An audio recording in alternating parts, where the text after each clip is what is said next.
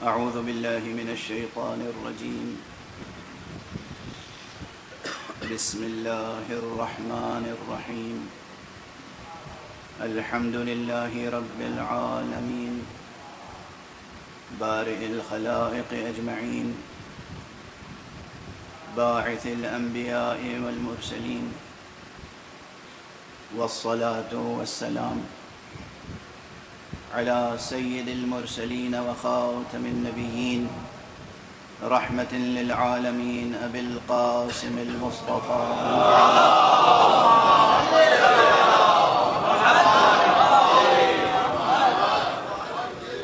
وعلى أهل بيته الطيبين الطاهرين الهداة المهديين المعصومين المظلومين واللعنة الدائمة على أعداء الحق والدين. أما بعد فقد قال الله تعالى عز اسمه في محكم كتابه ومتقن خطابه. بسم الله الرحمن الرحيم.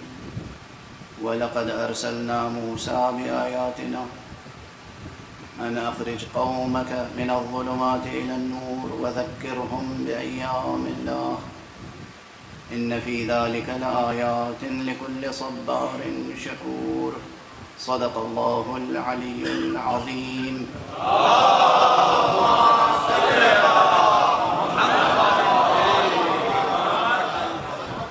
ایک اور بلندر صلوات کو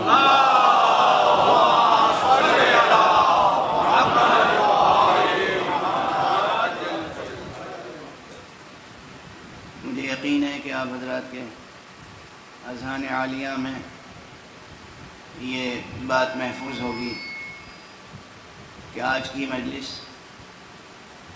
اس عزاخانے میں بطور خاص اس عزاخانے کے بانی مرحوم و مغفور جناب علی متقی جعفری صاحب کے ایصال ثواب کے عنوان سے ہوتی ہے، اور یہ جملہ بھی میں مکرر عرض کر چکا ہوں گا پہلے کہ کیا خوش قسمت ہے وہ مومن جس کا ذکر سید الشہداء سے متصل ہو جائے۔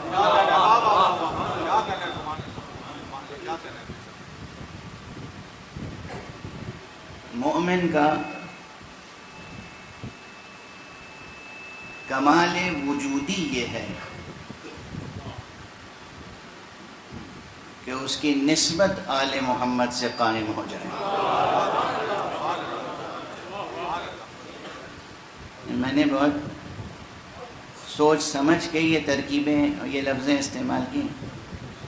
مومن کا، ایک شخص مومن، ایک فرد مومن، اس کا کمال وجودی یہ ہے کہ بس ان سے نسبت قائم ہو جائے۔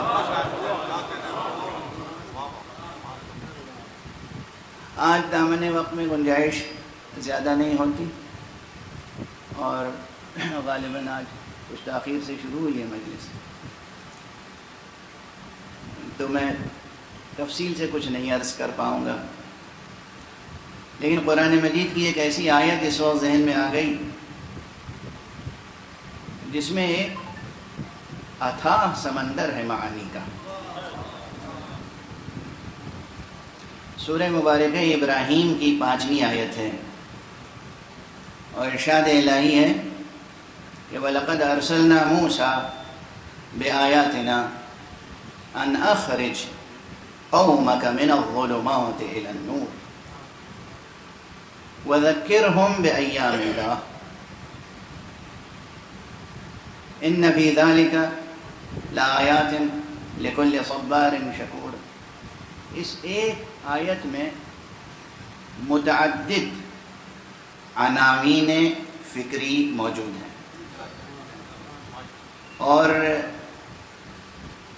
ہر عنوان جسے قرآن اپنا لے وہ اپنی جگہ اہم ہوتا ہے، لیکن بطور خاص جو اس آیت میں عناوین آئے ہیں وہ بہت فکر انگیز ہیں۔ میں بس ایک فقرہ عرض کروں۔ حق سبحانہ و تعالی کا جو منصوبہ ہے حق سبحانہ و تعالیٰ کا جو منصوبہ ہے اسے قرآن مجید میں اس نے بہت وضاحت کے ساتھ بیان کر دیا ہے. ہر چند کے اللہ سبحانہ و تعالیٰ کی طرف سے وضاحت میں کوئی کمی نہیں ہے، لیکن حیرت یہ ہے کہ اس کے باوجود انسانوں میں گمراہی کی کوئی کمی نہیں ہے. ادھر سے ہدایت بے پناہ ہے اور ادھر سے ضلالت بے پناہ ہے. اللہ کی پناہ. بہرحال توجہ رکھیے گا، اگر ایک دو فقرے بھی یاد رہ گئے اور آپ نے اس پر سوچنے کی ریاضت کر لی، یہ فکر جو ہے یہ ایک ریاضت ہے، اور کسی فکری نقطے کو پروان چڑھانا تاکہ وہ نظریہ بن جائے اور پھر عملی رویہ بن جائے، یہ بڑی ریاضت ہے. تو پروردگار آپ کو سلامت رکھے. اب بس ایک فقرہ عرض کر رہا ہوں، بہت توجہ سے سماعت فرمائیے گا. یوں تو کارخانہ قدرت میں منصوبے نامتناہی ہیں، نامتناہی منصوبے، کیا کیا منصوبے ہیں اس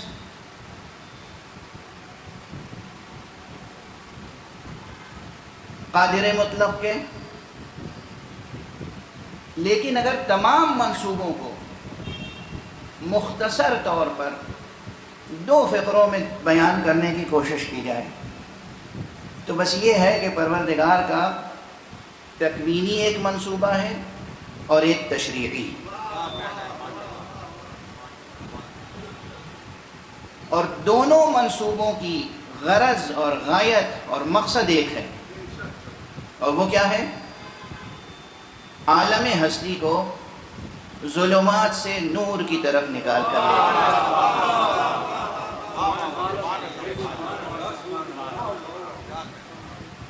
حضرت حق سبحانہ و تعالیٰ کا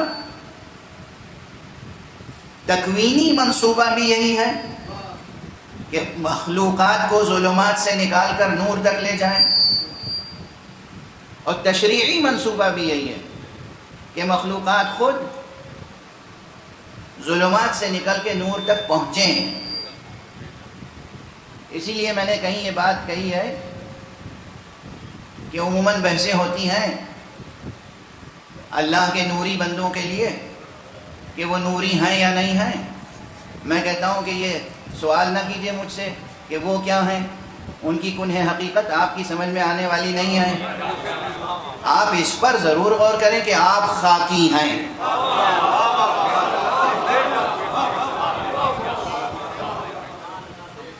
آپ خاکی ہیں، اور بات یہاں ختم نہیں ہوتی.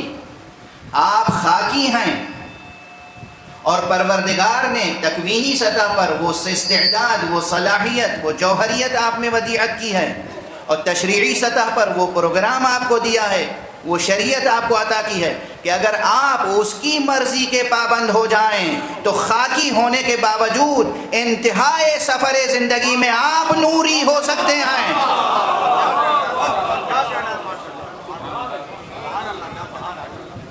میں سمجھتا ہوں کہ پیغام تو یہی دو تین جملوں میں مکمل منتقل ہو گیا آپ تک. اور ہمارے ہم خاکی ہیں، آپ خاکی ہیں، اس میں کوئی شک ہے؟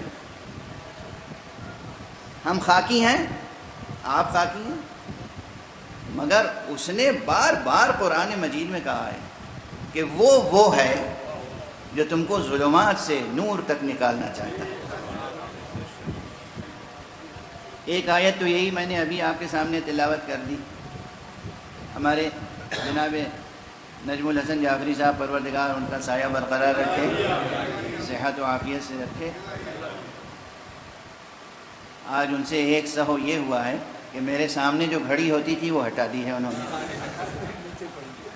لیکن میں پھر بھی کوشش کروں گا کہ سلسلہ بیان زیادہ دراز نہ ہو. ایک صلوات پڑھ دیجیے.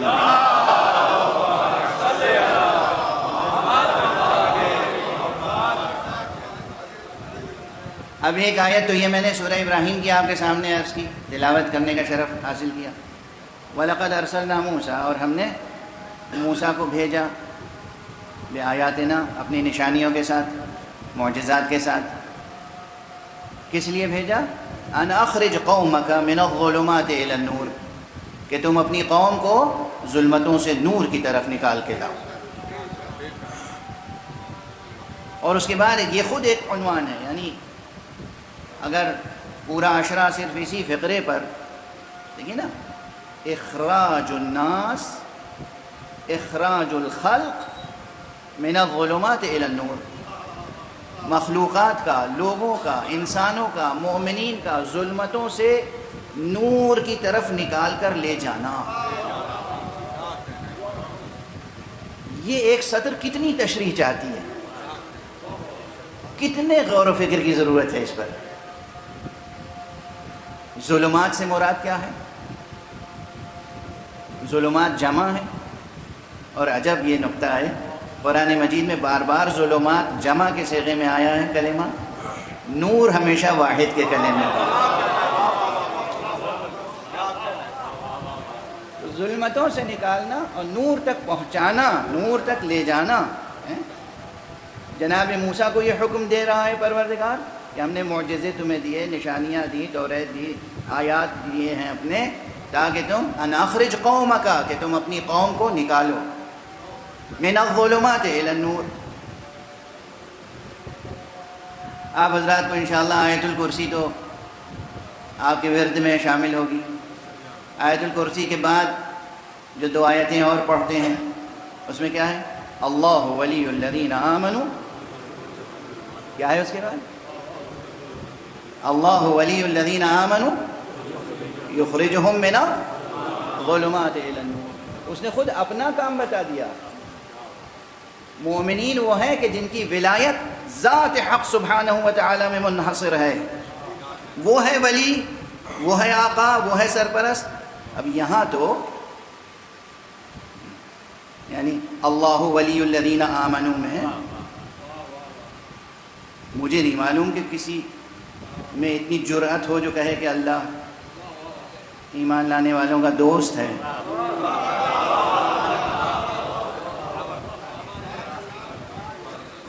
آپ کو سباب دیکھیے، اللہ ولی الذین آمنوا یخرجہم من الظلمات الی النور. اللہ ایمان لانے والوں کا ولی ہے، یعنی ہر اعتبار سے سرپرست ہے، بدون استثناء، بلا استثناء. ہر اعتبار سے وہ سرپرست ہے، حاکم ہے، آقا ہے، مولا ہے، مالک ہے. اللہ ولی الذین آمنوا، اور کرتا کیا؟ یخرجہم، وہ نکالتا ہے انہیں ظلمتوں سے نور کی طرف. خود وہ نکالتا ہے ظلمتوں سے نور کی طرف. نبی کو اپنے حکم دے رہا ہے کہ نکالو انہیں ظلمتوں سے نور کی طرف. ایک آیت اور یاد آ رہی ہے اس وقت، غالباً سورہ مبارکہ احزاب کی 43ویں آیت ہے، اگر میرا حافظہ اس وقت خطا نہیں کر رہا ہے. هو الذی یصلی علیکم وملائکتہ لیخرجکم من الظلمات الی النور. وہی ہے وہ پروردگار جو تم پر رحمتیں فرماتا ہے اور اس کے ملائکہ، تاکہ تم ظلمتوں سے نور کی طرف نکل کے جاؤ. اور میں نے اب اس مضمون کی تکرار، یہ عربی والی تکرار ہے، اردو نہیں. تکرار یعنی کسی چیز کو بار بار کہنا، مکرر کہنا. جو لوگ ادبی ذوق رکھتے ہیں، شعری ذوق رکھتے ہیں، وہ شعراء سے مکرر ارشاد کہتے ہیں نا. مکرر ارشاد کے معنی یہ ہوتے ہیں، بچوں کو بتا رہا ہوں، بزرگوں سے یہ سوء ادب نہیں کر سکتا میں. مکرر ارشاد کے معنی ہوتے ہیں کہ دوبارہ آپ اسے پڑھ لیں. یہ مکرر جو ہے وہ اسی سے تکرار، تکرار یعنی دوبارہ یا بار بار کہنا. تو یہ ایک مضمون پروردگار بار بار قرآن مجید میں ارشاد فرما رہا ہے. موسیٰ، تم کو ہم نے یہ کام سونپا ہے کہ اپنی قوم کو ظلمتوں سے نور کی طرف لے کر جاؤ. میں بحیثیت خالق، باری، مصور، میں بحیثیت مالک، میں بحیثیت مولا یہ کرتا ہوں کہ مومنین کو ظلمتوں سے نکال کے نور کی طرف لے جاتا ہوں. محمد و آل محمد بلند ترین صلوات.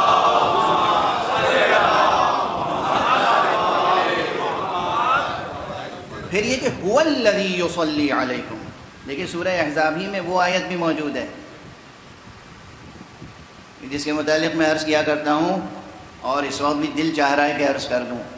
کئی بار عرض کر چکا ہوں مختلف ممبروں پر، مختلف مقامات پر، لیکن یہ آج پہلی ہی مجلس ہے اس سفر میں، تو پھر عرض کر رہا ہوں، اور اسے آپ ایک گراں قدر تحفہ سمجھ کر لے جائیں.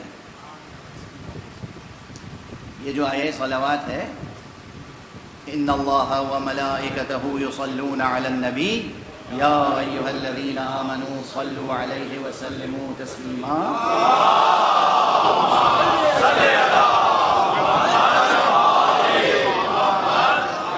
یہ خود کس قدر بے پناہ آیت ہے، اور اس میں علمی، فکری، فلسفیانہ اور مذہبی کتنے عناوین ہیں جن پہ گفتگو ہو سکتی ہے.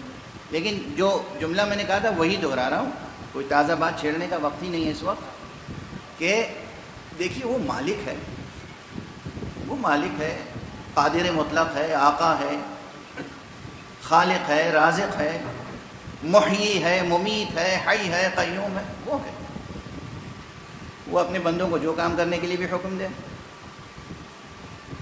اسے حق ہے اور اس نے دیا ہے. سینکڑوں بلکہ ہزاروں احکام قرآن مجید میں ہیں. اقیموا الصلاۃ، تم نماز پڑھو. آتوا الزکوٰۃ، تم زکوٰۃ دو. یہ کرو، یہ نہ کرو. محرمات یہ ہیں، واجبات یہ ہیں. پورے قرآن مجید میں تلاش کی. جہاں بھی اس نے کوئی حکم دیا ہے، حکم حاکم کی حیثیت سے دیا. یہ عجب حکم ہے. یہ نہیں کہا تم یہ کرو. جتنا میں سوچتا ہوں لطف کبریا، اور اس کے بعد مقام و مرتبہ سید المرسلین، حضور کا مرتبہ ابھر کے سامنے آتا ہے. دیکھو میرے بندو، دیکھو مومنوں، دیکھو مسلمانوں، میں یہ کرتا ہوں، میرے مخصوص فرشتے یہ کرتے ہیں، تم بھی کیا کرو.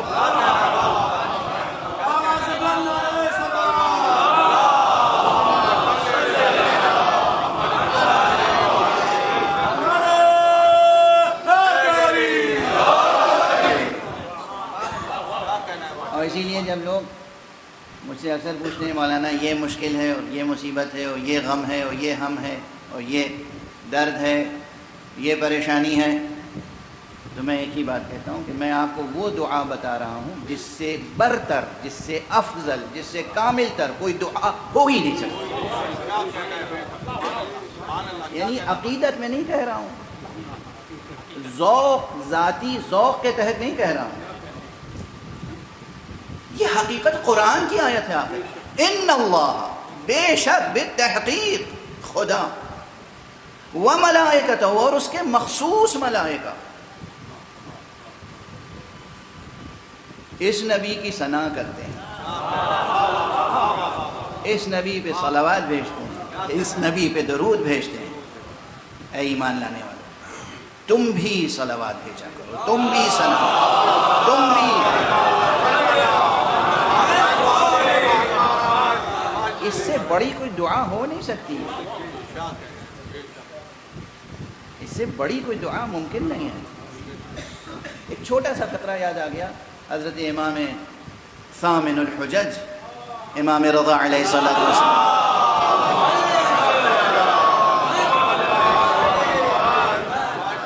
آپ نے ایک جگہ ایک دعا میں اس طرح سے ارشاد فرمایا ہے کہ اللہم صلی علی محمد و آل محمد، اور اس کے بعد وہ عبارت آگے بڑھتی ہے اور کہتے ہیں یا من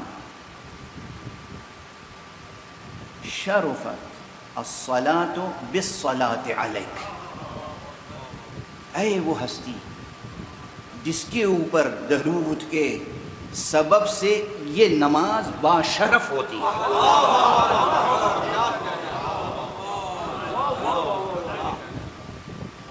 کیا فقرہ ہے، کیا مضمون ہے. یہ نماز، اس کے مرتبے میں اضافہ ہوتا ہے، اس کے شرف میں اضافہ ہوتا ہے، اس کے وزن میں اضافہ ہوتا ہے، اس کی قدر و قیمت میں اضافہ ہوتا ہے. کس سے؟ وہ جو تشہد میں صلوات پڑھتے ہیں اس سے. اور سب لوگ تو تشہد میں صلوات پڑھتے ہیں صرف. کیا کہنا ان کا کہ جو اپنے رکوع میں بھی صلوات پڑھیں, سجدے میں بھی صلوات پڑھیں, تشہد میں بھی صلوات پڑھیں, قنوت میں بھی صلوات پڑھیں. کتنی وزنی ہوگی وہ نماز.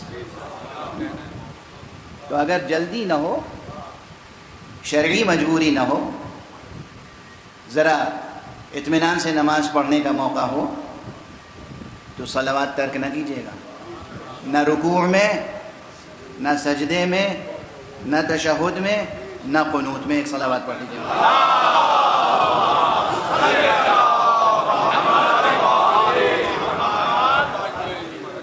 تو یہ ایک درمیان میں بات آ گئی. اسی سورہ مبارکہ میں یہ سورہ احزاب جس میں یہ آیہ صلوات ہے, یہ آیہ صلوات ہے پیغمبر کے لیے اور اہل بیت پیغمبر کے لیے. اسی میں آیہ صلوات ہمارے اور آپ کے لیے ہے. هو الذی یصلی علیکم وملائکتہ لیخرجکم من الظلمات الی النور. وہی ہے وہ پروردگار کہ وہ اور اس کے فرشتے تم پر رحمتیں نازل کرتے ہیں تاکہ تم ظلمتوں سے نکل کر نور تک پہنچو. خدا کی قسم آج اس وقت ممبر پر آتے آتے یہ آیت ذہن میں آئی, اور پھر میں عرض کر رہا ہوں کہ آپ سوچتے رہیے, جو دانشور ہیں, جو سائنٹسٹ ہیں, جو مفکر ہیں, فلسفی ہیں, ادیب ہیں, سوچتے رہیں صرف یہ عنوان, ظلمتوں سے نور کی طرف اخراج. کتنا ریاض فکر چاہیے, کیسی ریاضت فکر چاہیے, کتنی گہری سوچ درکار ہے, کتنی بلند سوچ درکار ہے. اور پھر سوچ صرف نہیں, کامل ترین نظریہ وہی ہوتا ہے جو قابل عمل ہو. کامل ترین نظریہ وہی ہوتا ہے کہ جو انسان کی زندگی کو ایک مستحکم طرز حیات عطا کرے. وے آف لائف, یہ وے آف لائف کہاں سے آتا ہے؟ سوچ سے. سوچ ایسی مستحکم ہو کہ اس سے طرز عمل بھی حاصل ہو جائے انسان. بہرحال اب یہ بے پناہ مضمون ہے کہ وَلَقَدْ أَرْسَلْنَا مُوسَىٰ بِآيَاتِنَا أَنْ أَخْرِجْ قَوْمَكَ مِنَ الظُّلُمَاتِ إِلَى النُّورِ. ہم نے موسیٰ کو بھیجا اپنی نشانیاں دے کر, اپنی آیتیں دے کر, اپنے معجزے دے کر کہ تم اپنی قوم کو ظلمتوں سے نور کی طرف لے کر جاؤ. ایک یہ عنوان. اب یہاں ٹھہر جاؤں اور دامن بحث کو سمیٹ لوں. اس وقت میں نے عرض کیا تھا ابتدائی گفتگو میں کہ اللہ سبحانہ و تعالیٰ کا ایک تکوینی منصوبہ ہے اور ایک تشریعی. تشریعی منصوبہ یہ ہے کہ ہم آپ سب جو ہمیں تعلیم کیے گئے ہیں عبادات, رسوم عبادات, مراسم شرعیہ, ان میں سے ہر ایک الگ الگ نظر آتا ہے. ہر فریضہ, ہر واجب, ہر مستحب الگ الگ نظر آتا ہے. نماز الگ ہے, اس کی ایک شکل و صورت. روزہ ایک الگ حقیقت ہے, زکوٰۃ ایک الگ حقیقت ہے, حج ایک الگ حقیقت ہے, عمرہ ایک الگ حقیقت ہے, زیارت ایک الگ حقیقت ہے, اور اسی طرح. لیکن ان تمام میں ایک جوہری عنصر مشترک ہے. یہ سب کے سب دراصل انسان کو ظلمتوں سے نکال کر نور تک لے جاتے ہیں. چاہے نماز ہو, چاہے روزہ ہو, چاہے حج ہو, چاہے زکوٰۃ ہو, چاہے خمس ہو, چاہے صدقات ہو, چاہے کسی یتیم کے سر پہ ہاتھ رکھ دینا ہو, چاہے کسی بیوہ کا سہارا بن جانا ہو, چاہے کسی فقیر کی بھوک مٹا دینا ہو, چاہے کسی مسکین کا سہارا بن جانا ہو. ہر وہ عمل جس کو شریعت نے تجویز کیا ہے مقام تشریع میں, تمام اعمال میں بظاہر ان کی صورتیں, ماہیتیں, حقیقتیں الگ نظر آتی ہیں, مگر یہ سب کے سب ایک انسان مومن کو ظلمتوں سے نکال کے نور تک لے جانے والی چیزیں.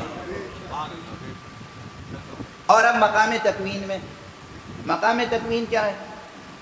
مقام تکوین تو مخصوص ہے حق سبحانہ و تعالیٰ کے لیے. وہ جو چاہتا ہے کرتا ہے.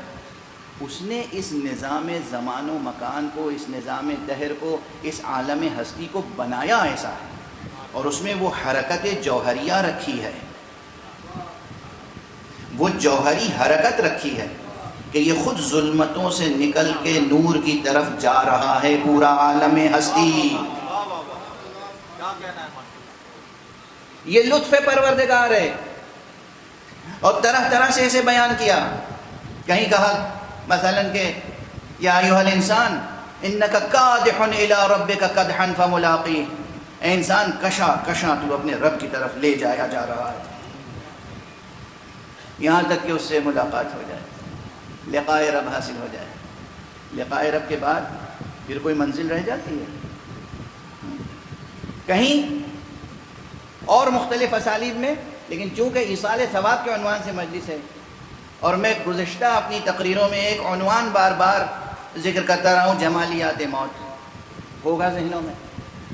موت کی سب سے بڑی جمالیاتی قدر یہ ہے کہ یہ وہ لمحہ ہوتا ہے جب انسانی روح ظلمات بدن سے نکل کے عالم نور کی طرف پہنچتی ہے. مگر جتنی بھی جمالیات موت کے ساتھ وابستہ ہیں، حقیقت یہ ہے کہ وہ سب ایک انسان مسلم و مومن کے لیے ہیں، غیر مومن کے لیے نہیں.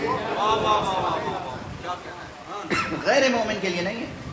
اگر موت کی جمالیاتی قدریں ہیں، موت کی جمالیاتی حقیقت ہے، تو وہ صرف مخصوص ہے مومن و مسلم کے لیے. اب اس پر ایک چھوٹی سی مشہور روایت سرسری طور پر جلدی سے عرض کر دوں اور آگے بڑھ جاؤں. یہ مشہور مکالمہ ہے، بہت مرتبہ آپ حضرات نے سنا ہوگا کہ امام جعفر صادق علیہ السلام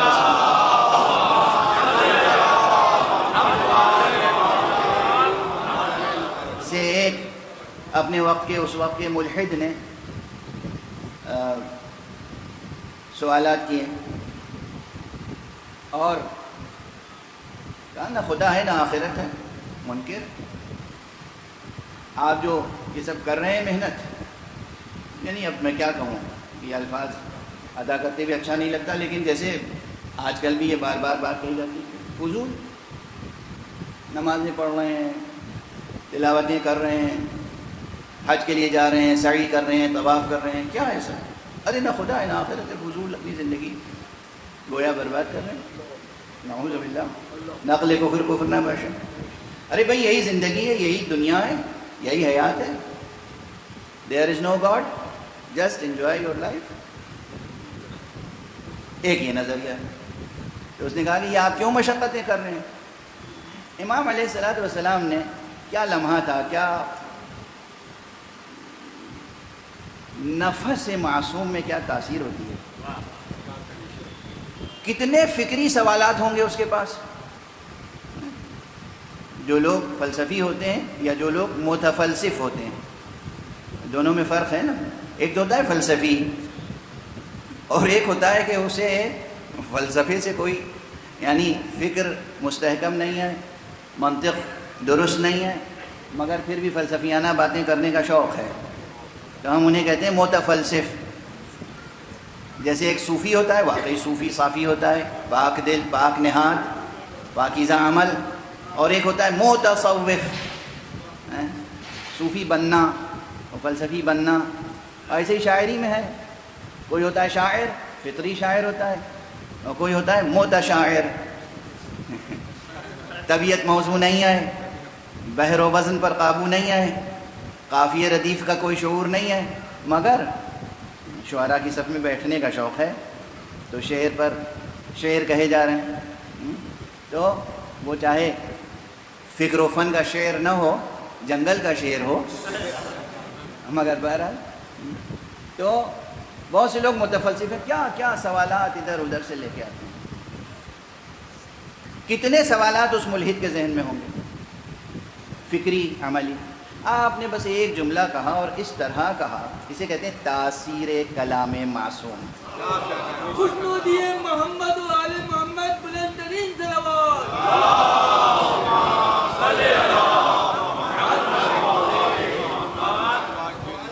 کہ بھائی معاملہ بہت آسان ہے، سادہ ہے، تم ہمارا غم نہ کھاؤ. اگر واقعاً اس زندگی کے بعد کوئی زندگی نہیں ہے تو بھئی کیا ہوگا؟ جو کچھ ہم نے محنت مشقت کی اس کے صلے میں ہمیں کچھ نہیں ملے گا. لیکن اگر واقعاً ہے، اگر خدا ہے، اگر آخرت ہے، اگر بہشت ہے، اگر فردوس اعلیٰ ہے، اگر یہ تمام وعدے آسمانی کتابوں میں جو کیے گئے ہیں سچ ہیں، تو ہم نے تو جو کچھ کیا ہے ہمیں ملے گا، اس وقت تم کیا کرو گے؟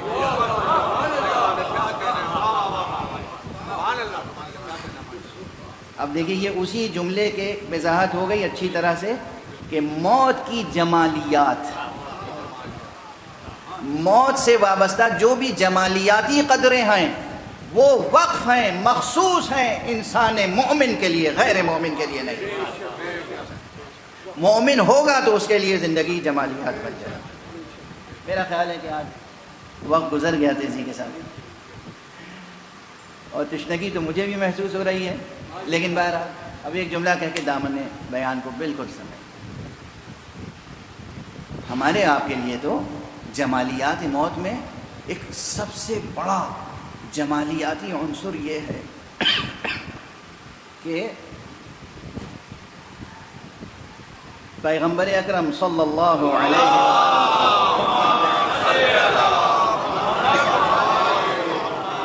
اور امیر المومنین امام المتقین علی ابن ابی طالب علیہ السلام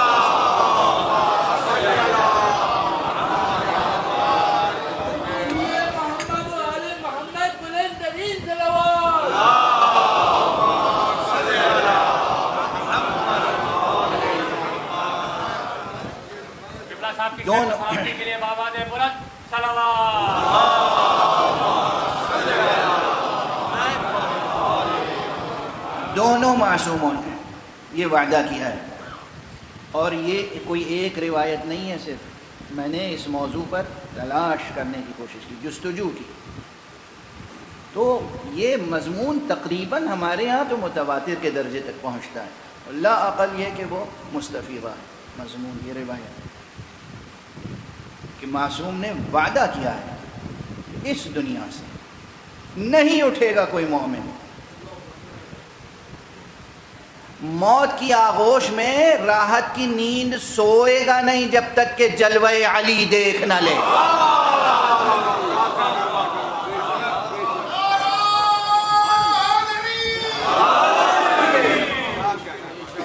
اور بتائیے، اپنے دلوں پہ ہاتھ رکھے بتائیے، اس سے بڑی موت کی کوئی قدر و قیمت ہو سکتی ہے؟ دنیا والے ہمیں موت سے ڈراتے ہیں، ہم تو موت کا اشتیاق کے ساتھ انتظار کرتے ہیں، وعدہ ہے۔ اور اس ضمن میں بس ایک روایت تیزی سے یاد دلا کے آگے بڑھ جاؤں، جناب امیر المومنین علیہ السلام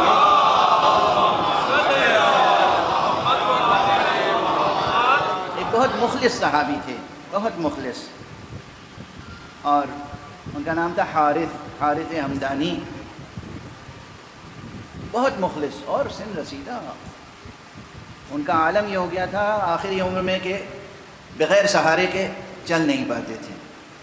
روایت یہ ہے کہ ایک مرتبہ وہ آئے اور غالباً معمول کے مطابق وقت پر نہیں آئے، غیر معمولی طور پر وہ آئے، غیر معمولی طور پر، اور پیروں کو ٹھوکریں لگ رہی تھیں، سنبھالتے ہوئے آگے بڑھے۔ حضرت امیر اپنی جگہ سے اٹھے، آگے بڑھ کے سہارا دیا۔ حارث اس وقت کیسے آ گئے؟ کیا سبب ہے؟ جواب میں بس ایک فقرہ کہا، حبک یا علی۔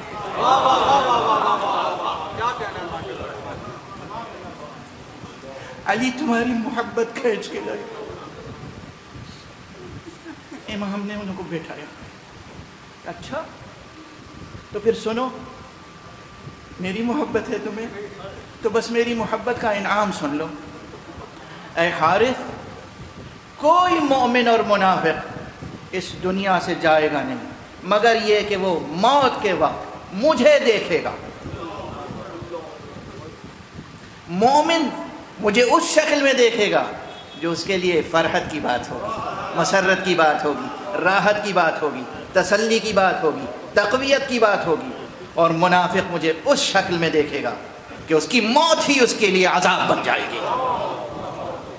پھر دوہرا دوں آپ کے سامنے یہ جملہ جو بھی کہا تھا کہ موت کی جتنی جمالیاتی قدریں ہیں مومن کے لیے مخصوص ہیں، غیر مومن کے لیے نہیں۔ وہی روح مبارک علی ہے، مومن دیکھے گا تو اس کے لیے تقویت دل کا سرمایہ ہوگا، منافق دیکھے گا تو پھر اس کے لیے وہیں سے عذاب علیم شروع ہو جائے گا. اور صرف یہی نہیں فرمایا کہا کہ حارث میں موت کے وقت نظر آؤں گا اور مومن مجھے پہچانے گا اپنی نظر سے، اور میں اسے جانوں گا اور پہچانوں گا اس کے نام سے، اس کے کردار سے، اس کے لقب سے. اور صرف مرتے وقت نہیں، جب صراط سے گزرو گے تب بھی مجھ سے ملاقات ہوگی، اور جب حوض پہ پہنچو گے تب بھی مجھ سے ملاقات ہوگی، اور جب آتش جہنم کے قریب سے گزارے جاؤ گے تو میں آواز دوں گا کہ اے دوزخ، اے نار جہنم، اس کی طرف نہ لپکنا، یہ میرا ہے. مفصل حدیث.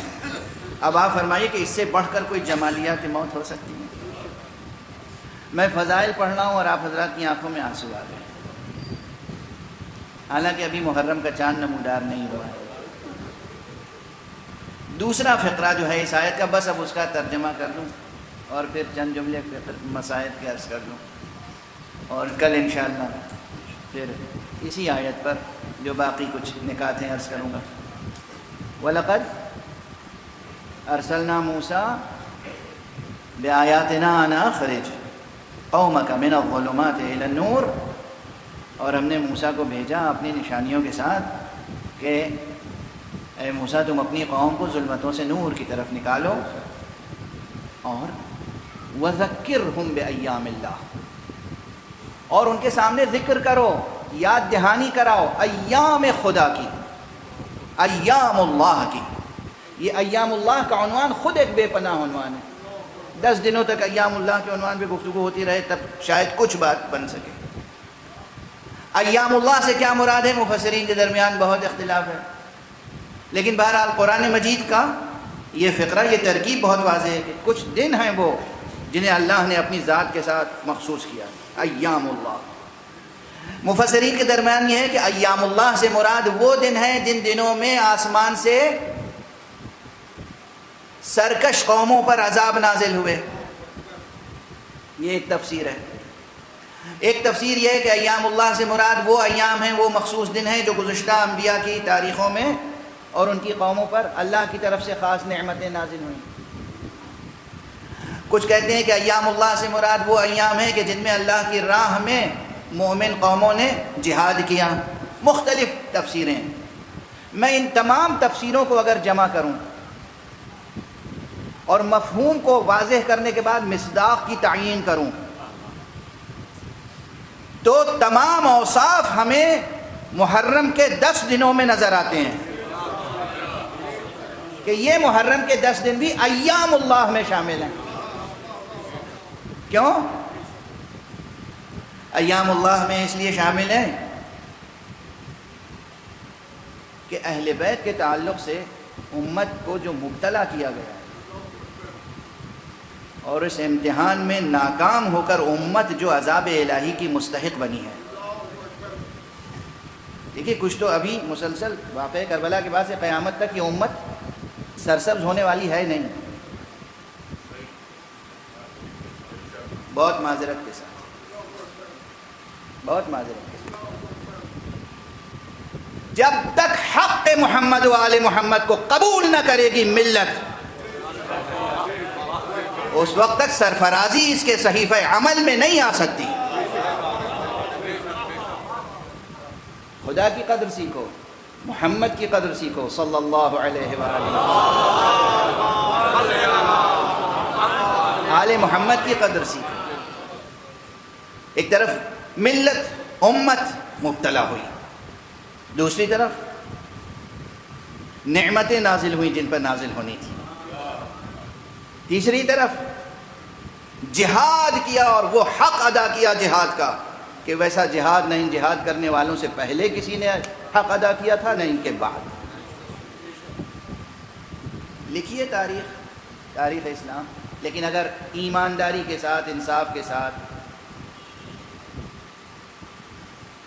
غیر جانبداری کے ساتھ، مکمل دیانتداری کے ساتھ تاریخ لکھیں گے تو تاریخ کربلا میں نظر آئے گا کہ کیا جہاد کیا ہے. کس کس نے کیسا کیسا جہاد کیا ہے. اس میں سے تو ایک ایک فرد ایک ایک لشکر تھا، ایک ایک فرد ایک ایک لشکر تھا. کربلا کی تاریخ پر بہت کچھ لکھا گیا ہے، لیکن ابھی بہت کچھ لکھا جانا باقی ہے. آج وقت تمام ہو گیا. ایک مومن، ایک متقی، ایک عزادار امام حسین کے ایصال ثواب کی مجلس ہے، ایک بانی عزا خانہ کے ایصال ثواب کی مجلس ہے، اور یہ مجلس گویا کہ استقبال محرم کی مجلس بھی ہے. تو استقبال عاشورہ میں کئی قربانیاں ہوئی ہیں.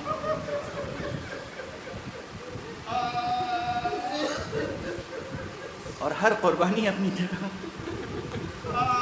عظیم قربانی. روایتیں، بیانات، تفصیل سے تاریخ آپ سنتے رہتے ہیں، میں تو بس اشارے کرتا ہوں. ابھی کہا نہیں ہے میں نے کچھ، لیکن آپ کی آنکھوں میں آنسو بھی ہیں اور آپ کی آوازیں بھی بلند ہیں. میرا جی چاہ رہا ہے کہ بس چند فقرے اس وقت سفیر حسین،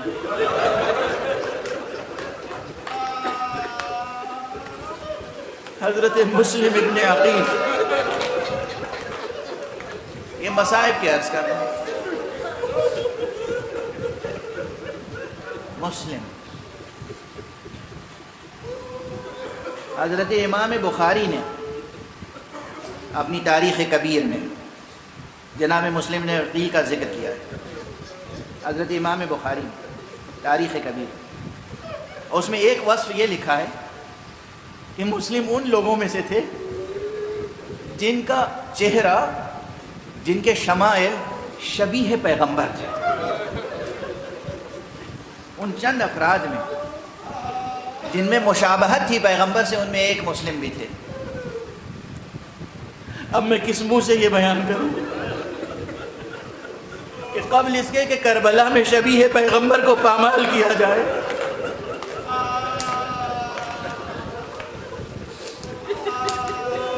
ایک اس شبیہ پیغمبر کے ساتھ کیا سلوک کیا گیا ہے کوفے میں،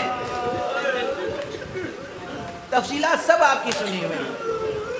میں تو بس 2-3 فقرے عرض کروں گا کہ جب بے پناہ جنگ کر لی جناب مسلم نے، اور فریب دے کر، دھوکہ بنا کے انہیں گرفتار کیا گیا اور طاغوت وقت کے دربار میں پیش کیا گیا، اور اس نے حکم دیا کہ انہیں قصر حکومت کی بلندی سے لے جا کر زمین پر پھینک دو. اس سے پہلے جب قصر میں داخل ہو رہے تھے تو قصر کے دروازے پر ٹھنڈے پانی کی سراہی رکھی ہوئی. جناب مسلم نے کہا کہ مجھے اس میں سے پانی پلا دو. اشقیاء نے کہا کہ مسلم، تمہیں ایک قطرہ آب نصیب نہ ہوگا جب تک کہ تم فلاں و فلاں کی بیعت نہ کر لو. اور جب جناب مسلم نے انکار کیا اور وہی پیاس کی کیفیت باقی رہی، تو میں ایک جملہ عرض کروں. 2 چیزیں ہوتی ہیں، ایک ہوتی ہے مواسات. مواسات کے معنی ہے عملاً غمخواری کرنا، کسی کے غم میں شریک ہونا، کسی کی مصیبت میں شریک ہونا، کسی کے درد دکھ میں شریک ہونے کو کہتے ہیں مواسات. جناب مسلم نے صرف سفارت نہیں کی ہے، حسین پر پڑنے والی مصیبتوں کے ساتھ غمخواری عملاً کی. اگر حسین پیاسے شہید ہونے والے تھے تو مسلم بھی پیاسے شہید ہوئے.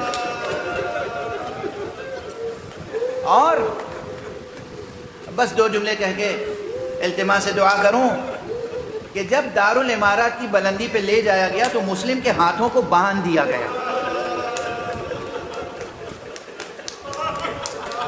اور جب سر مبارک قلم کیا گیا تو جسم کو زمین پر پھینکا گیا، اور اس طرح پھینکا گیا کہ بدن کی ہڈیاں ٹکڑے ٹکڑے ہو گئے.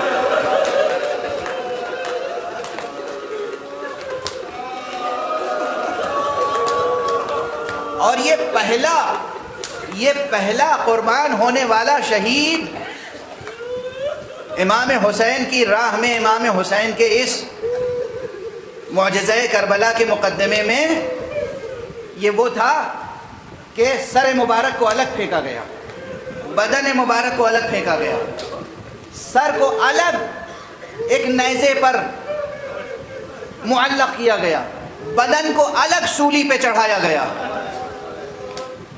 اور یہ سب تو ہوا، لیکن اس کے ساتھ ساتھ جو اس شبیہ رسول کے ساتھ جو بات سن کر غالباً کوئی غیرت مند انسان صبر نہیں کر سکتا کہ ان کے قدموں میں رسیاں باندھ